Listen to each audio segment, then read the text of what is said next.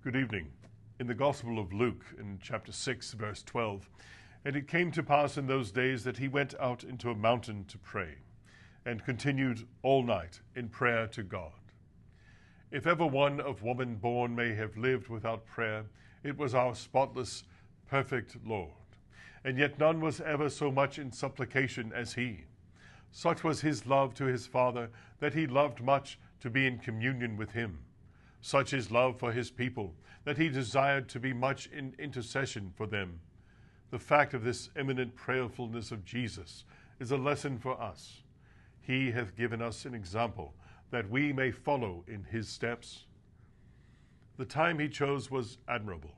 It was the hour of silence, when the crowd would not disturb him, the time of inaction, when all but himself had ceased to labor, and the season when slumber made men forget their woes and cease their applications to him for relief. While others found rest in sleep, he refreshed himself with prayer. The place was also well selected. He was alone where none would intrude, where none could observe. Thus he was free from Pharisaic ostentation and vulgar interruption. Those dark and silent hills were a fit oratory for the Son of God. Heaven and earth in midnight stillness heard the groans and sighs of the mysterious being in whom both worlds were blended.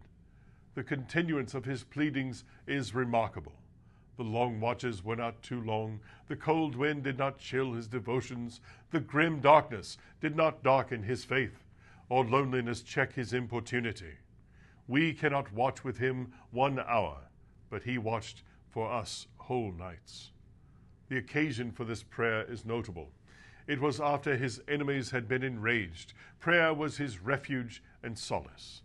It was before he sent forth the 12 apostles. Prayer was the gate of his enterprise, the herald of his new work.